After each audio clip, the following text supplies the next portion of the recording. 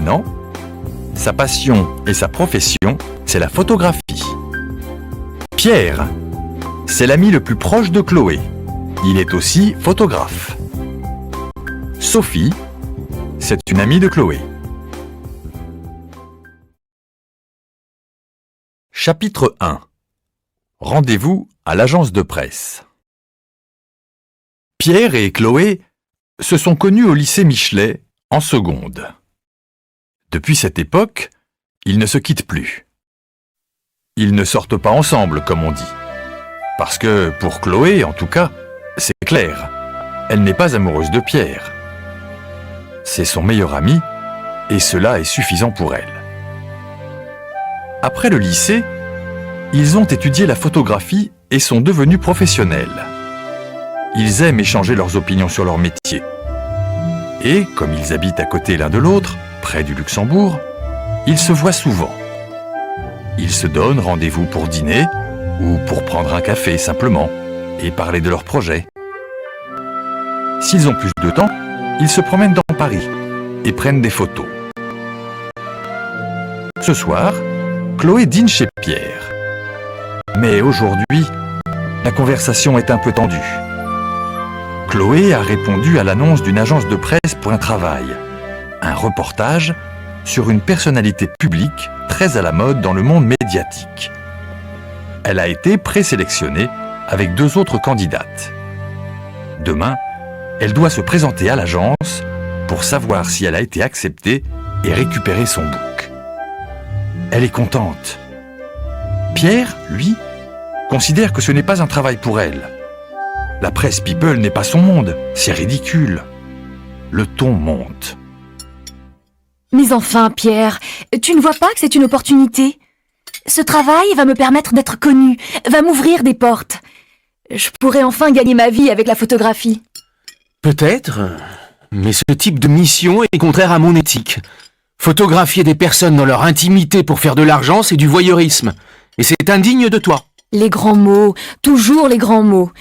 Tu ne peux pas simplement être content pour moi? Admettre que c'est une bonne façon de démarrer. Écoute, Chloé, je te connais. Tes photos sont pleines de sensibilité. Elles ont un sens artistique. Tu ne vas pas abandonner tout cela pour un groupe de presse sans scrupules.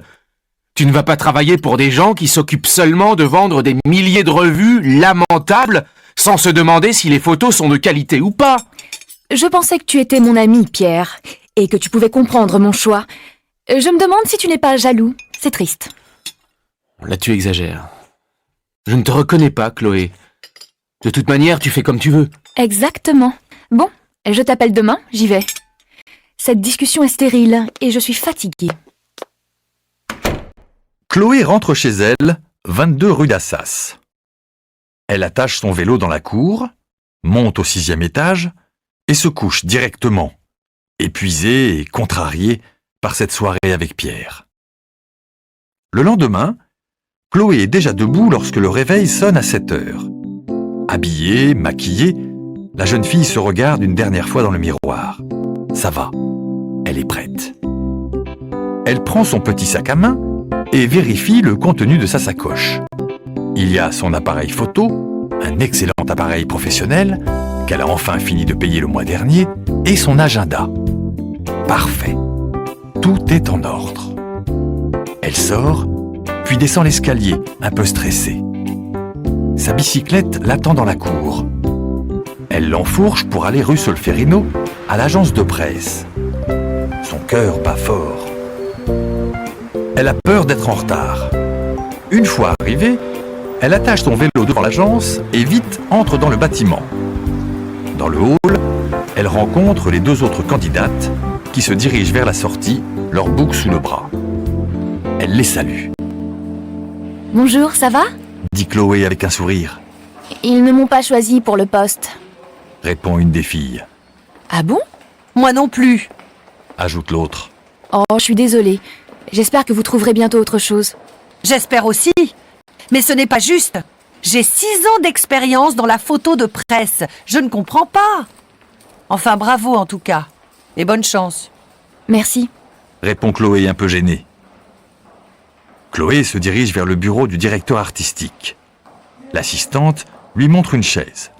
Le patron la recevra dans 10 minutes. Il faut patienter. La jeune fille commence à assimiler la situation.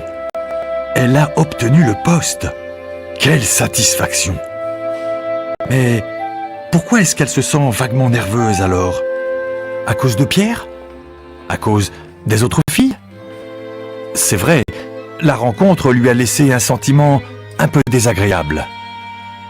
Chloé décide d'envoyer un texto à ses parents pour leur annoncer la bonne nouvelle. Elle cherche son portable dans son sac à main quand brusquement, Zut! se dit-elle. J'ai oublié ma sacoche dans le panier de mon vélo. Chapitre 2. Un étrange message. Chloé se précipite dans la rue. Son panier est vide. Pas de sacoche. Elle l'a prise ce matin, c'est sûr. Elle est peut-être tombée. Non, impossible. Alors, quelqu'un l'a volée? Elle est arrivée il y a à peine 5 minutes, mais c'est comme ça, Oh non! Pas mon appareil! dit-elle avec un soupir. Elle remonte à l'agence. Le directeur artistique la reçoit quelques minutes plus tard. Il la félicite et lui souhaite la bienvenue dans l'équipe. Il lui explique son futur travail, lui donne des détails. Elle va commencer lundi prochain. Pendant toute l'entrevue, Chloé ne pose pas beaucoup de questions. Elle a des difficultés à se concentrer. Une pensée l'obsède. Où sont sa sacoche et son appareil photo? Une fois sortie du bureau, elle téléphone à Pierre. Il est désolé. Il comprend son inquiétude.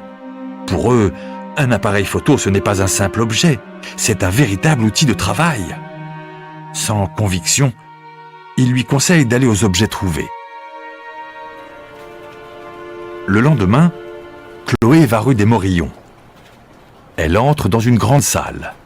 Des employés travaillent derrière leur ordinateur. Elle se dirige vers l'un d'eux. « Bonjour, que désirez-vous » lui demande-t-il. Voilà. Hier, j'ai perdu ma sacoche et... Vous pouvez me la décrire et me dire ce qu'elle contient ? Oui. Elle est petite avec une courroie rouge. Il y a un appareil photo numérique à l'intérieur et aussi un agenda bleu. Je crois que c'est tout. Parfait. Je vais voir si nous avons quelque chose. L'employé tape sur son clavier et consulte son écran. Au bout d'un moment, il dit à Chloé. Je suis désolé, mademoiselle, je n'ai rien. Mais c'est un peu tôt. Ne vous inquiétez pas, on peut encore la retrouver. Venez la semaine prochaine, nous verrons s'il y a du nouveau. Merci, monsieur. Bonne journée. Au revoir, mademoiselle. Chloé sort des objets trouvés déçue et triste. Elle a maintenant la conviction qu'on a volé sa sacoche. Comment va-t-elle faire lundi prochain? Elle doit trouver un autre appareil rapidement. Il ne sera sans doute pas aussi bon, mais peu importe. Sans appareil photo, elle ne peut rien faire. Et puis, dans son appareil, il y a des photos personnelles, des photos de sa famille, en particulier des photos prises à Trouville le week-end dernier. Elle imagine qu'un ou une inconnue regarde ces photos et se sent mal à l'aise. Elle chasse vite cette image de son esprit et se dit qu'il faut attendre. L'employé des objets trouvés lui a donné un peu d'espoir. Pour se changer les idées, elle téléphone à son amie Sophie. Les deux filles décident d'aller voir un vieux Woody Allen au Champeau. Après le cinéma, Chloé et Sophie vont prendre un verre. Chloé raconte les derniers événements à son amie. Sa dispute avec Pierre, son contrat à l'agence de presse, la perte de son appareil photo, sa visite aux objets trouvés, sans résultat. Sophie essaie de la réconforter, mais c'est inutile. Chloé a vraiment des idées noires. Arrivée chez elle, elle allume son ordinateur pour consulter ses messages. Un message reçu.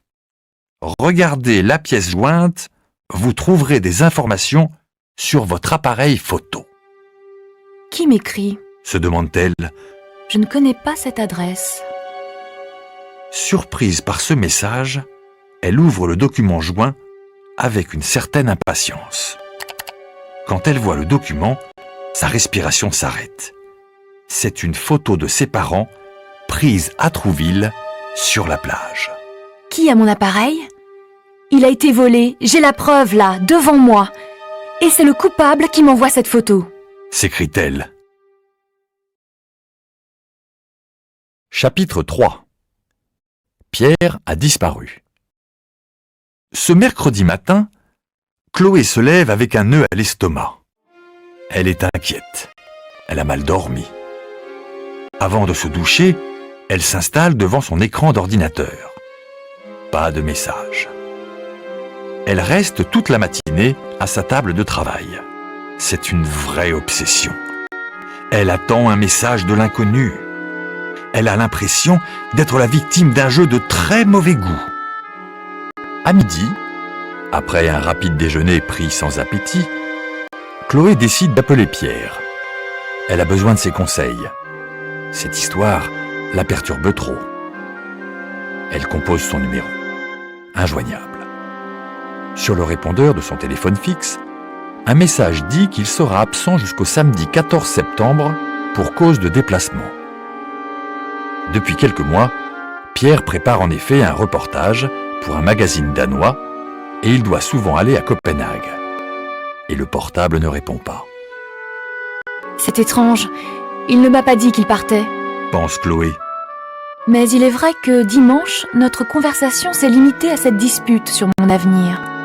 Elle reste un bon moment à tourner en rond dans son studio. Puis, brusquement, elle décide de sortir, de prendre l'air. Si elle reste enfermée toute la journée, elle va devenir folle. Chloé va faire des courses au supermarché.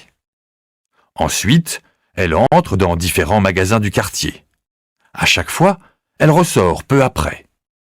Elle n'achète rien, elle est trop agitée pour ça. Dans sa librairie préférée, elle reste un peu plus. La vue des livres la tranquillise toujours. Mais elle ne peut pas résister à la tentation de remonter chez elle. Un autre message est peut-être arrivé. Non. Rien. De nouveau dans la rue, Chloé se rend au jardin du Luxembourg. C'est la fin de l'été. Les feuilles des arbres commencent à changer de couleur et à adopter des tons dorés. Chloé aime cette période de l'année, surtout pour prendre des photos. Mais, privée de son appareil, elle se sent désemparée. Avec un soupir, elle s'assoit sur une chaise et s'abandonne à ses pensées. Sa conversation avec Pierre, la matinée de lundi, le message de cet inconnu qui est en possession de son appareil photo, tout se mélange dans sa tête comme un kaléidoscope infernal. Soudain, un homme passe devant elle. Il la regarde étrangement. Chloé détourne le regard. Pourquoi il me regarde comme cela? Pense-t-elle, inquiète. Heureusement, l'homme s'éloigne. Finalement, elle rentre chez elle vers 16 heures. Elle range un peu sa table de travail et, de nouveau, s'installe devant son écran. Elle ouvre sa messagerie. Un message reçu. C'est la même adresse qu'hier soir. Avec la même impatience et de la peur en plus, Chloé clique sur le message. C'est une photo d'elle, sur son vélo, devant les objets trouvés, rue des Morillons. Quelqu'un me suit, Se dit-elle. Les courriels de l'inconnu se multiplient pendant toute la fin de l'après-midi.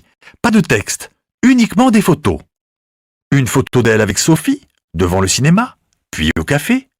Une autre photo d'elle au rayon fruits et légumes du supermarché, prise cet après-midi. Mais comment cette personne a-t-elle eu mon adresse mail? Soudain, on frappe à sa porte. Chloé sursaute. Elle se sent incapable de bouger. On frappe à nouveau. Chloé retient sa respiration. Elle a peur. Elle a l'impression de vivre un mauvais rêve. Mademoiselle Tardif, vous êtes là? Mademoiselle! Ouf! C'est la voix de la gardienne. Chloé va ouvrir, Excusez-moi, lui dit Chloé. j'étais au téléphone. La gardienne lui donne une enveloppe. Tenez, c'est pour vous. Quelqu'un l'a laissé devant ma porte. Merci, madame. Chloé ferme la porte et ouvre rapidement l'enveloppe. pas de lettres à l'intérieur. Il y a seulement une série de photos, toutes les photos de sa famille. Imprimé pour me montrer qu'il connaît aussi mon adresse. Mais comment sait-il que j'habite ici? C'est décidé. Demain, je vais voir la police. Chapitre 4. Au commissariat. Ce matin de septembre annonce une journée magnifique. La douceur de la lumière fait entrer un sourire matinal dans la chambre de Chloé. Le bruit de la rue, le chahut des camions de livraison, les cris des enfants et de leur mère impatiente la tranquillisent. Elle se sent subitement moins seule. Sans doute parce qu'elle a pris une décision. Que va-t-elle dire au commissariat? Qu'elle a oublié sa sacoche dans le panier de son vélo? Les policiers vont dire que c'est idiot, que c'est une trop grande tentation pour un voleur. Rien de surprenant. Mais elle va parler des mails, et ça, c'est beaucoup moins normal. Avez-vous autre chose à ajouter dans votre déclaration? Demande l'inspecteur. Non, je ne crois pas. Vous êtes sûre, mademoiselle? Oui? Enfin, je crois. Vous croyez ou vous êtes sûre? Insiste l'inspecteur. Non, je vous ai tout dit. Connaissez-vous quelqu'un qui peut vous en vouloir? Non, je ne vois pas. Un admirateur? Un collègue? Vous savez, dans ce milieu... Non, Écoutez, Interrompt l'inspecteur. nous sommes actuellement à la recherche d'un homme qui rôde dans le 6e arrondissement. Il est recherché pour harcèlement. Il choisit en général des jeunes femmes, les photographie, les intimide, puis leur demande de l'argent. Il est dangereux. C'est peut-être votre homme, ou non, mais il faut être prudente. Vous croyez que... Venez nous voir si vous recevez d'autres mails plus inquiétants. Des menaces, par exemple. Et surtout, ne répondez pas à ces messages. C'est entendu? Oui, bien sûr, je le ferai. Ajoute Chloé. Chloé sort du commissariat. La conversation avec l'inspecteur ne l'a pas tranquillisée. Au contraire. 10 minutes à pied pour arriver chez elle. Elle marche rapidement pour être le plus vite possible à la maison. Elle traverse, prend une rue à droite. Encore 5 minutes. Elle se retourne. Un homme est en train de téléphoner. Encore 3 minutes. Elle passe devant la librairie. Elle regarde à gauche, à droite, personne ne la suit. Dans 2 minutes, elle sera chez elle. Ouf. Elle entre dans son immeuble. Elle monte les escaliers à toute vitesse. Enfin, chez elle. Elle se dirige vers son ordinateur. Un message reçu. Jeudi 11 septembre 2008, 11h41. Bonjour Chloé. Rendez-vous demain au jardin du Luxembourg à 18h30 devant les tennis. Je vous attendrai avec votre appareil photo. C'est curieux. Se dit Chloé. On se retrouve souvent à cet endroit avec Pierre. Qu'est-ce que je fais? Je le dis à la police? Non. L'inspecteur m'a parlé de menaces, mais ce n'est pas le cas dans ce mail. Bon, j'irai. À 7 heures au jardin du Luxembourg, il y a du monde, donc pas de danger. Oh, Pierre, pourquoi tu n'es pas là? Je peux toujours compter sur toi quand j'ai des problèmes, et maintenant je me sens si seule. Chapitre 5. Le reflet dans la vitrine. Chloé arrive au Luxembourg à 18h15. Il fait encore jour et la soirée est agréable. Des familles marchent tranquillement vers la sortie du jardin. Des amoureux bavardent sur les bancs. Les personnes âgées avancent à petits pas. Les enfants courent. Seule Chloé est inquiète. Elle s'approche du terrain de tennis. De jeunes adolescents finissent leur match. Il est 18h25. Un homme, habillé d'un costume gris clair, vient vers elle. Ils se regardent, puis l'homme passe devant elle sans lui parler. Ce n'est pas lui. Pense-t-elle. Chloé tourne la tête. Mais je rêve. 50 mètres plus loin, il est là, debout, habillé d'un jean et d'une chemise blanche. Pierre regarde les joueurs de tennis frapper dans leurs balles. Il a à la main un grand sac en toile. Là, devant l'entrée des tennis. Ce n'est pas vrai. Pierre! C'est donc lui l'auteur des mails? Non, ce n'est pas possible. Et cependant, Copenhague était donc un alibi? Et son opposition à mon travail si violente? Chloé a des difficultés à assimiler ce qui se passe. Ce comportement ne colle pas à l'image de son ami. Mais il explique tout. Les messages, les photos déposées chez la gardienne. Pierre connaît l'adresse de Chloé, évidemment. Son conseil d'aller aux objets trouvés. Il l'a suivi pendant tout ce temps. Tous les événements de ces derniers jours se clarifient dans la tête de Chloé. Et moi qui pensais que c'était mon ami? Chloé s'approche de Pierre. Tu es complètement fou. Comment tu peux me faire ça à moi, ton ami? Et toi qui me parlais d'éthique dimanche soir? Toi qui étais choquée par mon travail? Ce n'est pas éthique, Chloé. Ton éthique, mais quelle éthique, hein? Tu peux me le dire? Me suivre, me faire peur, me harceler? Chloé, mais qu'est-ce qui t'arrive? Pourquoi tu cries comme ça? De quoi tu parles? Calme-toi, voyons. Me calmer? Mais tu te moques de moi? Je ne veux plus te voir, tu m'entends? Tu as entendu mon message sur le répondeur? Bien sûr, et j'ai reçu tous tes mails. Tu me dégoûtes. Mais enfin, est-ce que tu peux... Pierre n'a pas le temps de finir sa phrase. Chloé est déjà loin. Arrivée chez elle, Chloé éclate en sanglots. C'est trop injuste. Comment Pierre a-t-il pu la trahir? Elle ne peut pas arrêter de pleurer.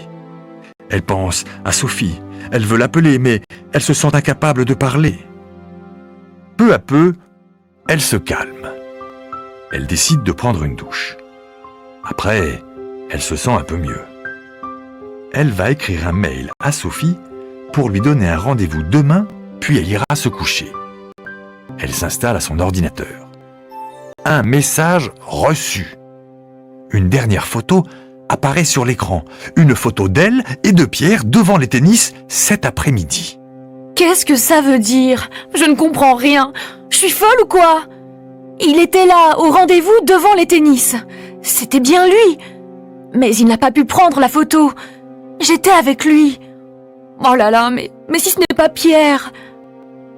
Elle se précipite sur le téléphone. Oh Pierre, excuse-moi. Je vais tout expliquer. Tu as sûrement pensé que j'étais folle cet après-midi. Je n'ai pas voulu te suivre parce que je ne savais pas quoi dire. Mais c'est vrai, je ne comprends pas ce qui t'arrive. Chloé raconte enfin à son ami tout ce qui s'est passé pendant son absence. Toute l'histoire, les messages, l'enveloppe laissée chez la gardienne, le commissariat, le dernier message avec le rendez-vous. Elle s'excuse à nouveau. Elle est confuse. Elle a cru qu'il était coupable. Mais que pouvait-elle penser d'autre quand elle l'a vu à l'endroit précis du rendez-vous et à l'heure prévue? Pierre comprend. Pierre, le vrai Pierre, comprend toujours. Il lui explique qu'il est rentré plus tôt du Danemark et qu'avant d'aller chez lui, il est passé par le jardin Luxembourg pour se relaxer. Un hasard. Puis il lui propose de monter la voir, si elle n'est pas trop fatiguée, pour parler de tout cela calmement. Chloé accepte immédiatement. Elle a retrouvé son ami, elle n'a plus peur. Quand Pierre arrive, Chloé le reçoit avec un grand sourire triste. Elle lui montre les mails et les photos de l'inconnu. « Comment a-t-il pu avoir mon adresse ?» demande Chloé. Eh bien... dans ton agenda. Tu m'as dit qu'il y avait ton agenda dans ta sacoche. Mais oui, bien sûr, que je suis bête. Et mon adresse mail aussi. Tout cela veut dire qu'il t'a suivi pendant 5 jours. Peut-être qu'en ce moment, il sait que tu es là. On va retourner au commissariat. Montre-moi encore les photos. Lesquelles? Toutes. Mais surtout les photos qu'il a prises. Il y a peut-être un détail, une logique, une piste, je ne sais pas. Mais comment il a su que tu rentrais aujourd'hui de Copenhague? Il ne pouvait pas le savoir. Quand il m'a vu avec toi, devant les tennis, il a pris la photo et il est parti. Tu vois quelque chose sur les photos? Non, rien. Si, Là, il y a quelque chose. Chloé, regarde cette photo. C'est quand je suis allée aux objets trouvés. Ce n'est pas un homme. Qu'est-ce que tu veux dire? L'inconnu, ce n'est pas un homme, c'est une femme. Une femme? Regarde le reflet dans la vitrine, c'est une femme. Chapitre 6. La clé du mystère. Incroyable! Je n'ai pas vu ce détail avant. Tu es très fort, Pierre. Au moins une chose est sûre, et cela me tranquillise un peu. Ce n'est pas l'homme recherché par la police. C'est déjà beaucoup. Qu'est-ce qu'on fait maintenant? Voilà ce que je te propose. Demain, tu vas te promener dans le quartier, et moi derrière toi, discrètement, car cette femme me connaît maintenant. Si je vois une femme te suivre, je prends une photo d'elle. On se retrouve plus tard chez moi, on regarde la photo, et on prend une décision. Ok. Alors rendez-vous chez moi, demain, à 17h. Le lendemain, Chloé commence sa promenade. Elle est beaucoup plus calme que ces jours derniers. Pierre est là, près d'elle, et elle peut compter sur lui, comme toujours. Elle va tranquillement faire des achats au supermarché, prend un café. Elle veut donner le temps à Pierre de repérer la femme qui la suit peut-être. Puis, elle va dans un jardin public près de chez elle. Elle s'assoit sur un banc 10 minutes. Enfin, elle rentre dans une parfumerie. Elle reste quelques minutes, puis sort du magasin. Elle se promène ainsi pendant tout l'après-midi. Quelques heures plus tard, elle sonne chez Pierre. Salut. Salut, Pierre. Alors, tu as des photos? Oui, j'ai photographié 3 femmes qui peuvent être notre coupable. Regarde ces photos. Chloé prend les photos et les regarde attentivement. Elle ne reconnaît personne. Elle observe encore et s'arrête longuement sur l'une des femmes. Son visage lui dit quelque chose, mais quoi? Et puis, brusquement, elle se rappelle. Je sais qui c'est, Pierre. C'est une fille de l'agence de presse. Une employée? Non, une des candidates. Tu es sûr? Absolument. Chloé raconte à Pierre sa rencontre avec les filles dans le hall de l'agence lundi matin. Leur réaction quand elles lui ont dit qu'elle n'était pas prise pour le travail. Elle m'a dit, l'air furieux, qu'elle avait 6 années d'expérience. C'est elle, Pierre. C'est elle. On a trouvé la coupable. Et qu'est-ce que tu vas faire maintenant? La dénoncer à l'agence? À la police? Je ne sais pas. Tu penses quoi, toi? Si on la retrouve, on peut essayer de discuter avec elle. Et si tout s'arrange, j'irai au commissariat pour leur dire que j'ai retrouvé mon appareil. C'était un malentendu. D'accord. Et comment on fait? Tu as un plan? Eh bien, demain, on fait la même chose qu'aujourd'hui. Je la repère Poursuit Pierre. et je vais directement lui parler. Laisse-moi faire, je m'occupe de tout. Toi, tu rentres chez toi. Demain soir, tu auras ton appareil, je te le promets. Merci, Pierre, tu es super. Ça va marcher, j'en suis sûre. Lundi matin, Chloé, sa sacoche à la main et le sourire aux lèvres, arrive accompagnée de Pierre devant l'agence. Ils viennent du commissariat où ils ont raconté toute l'histoire à l'inspecteur. Voilà, Dit Pierre. je te laisse. Bonne journée. Tu me raconteras? Naturellement. Je t'appelle ce soir. Merci pour tout. Au fait, Pierre, tu es excellent pour suivre les gens et faire des photos. Je te vois tout à fait capable de faire le travail que je commence aujourd'hui. Oh non. Ils éclatent de rire, puis se séparent. Chloé respire profondément, pousse la porte de l'agence. Ça y est, l'aventure commence.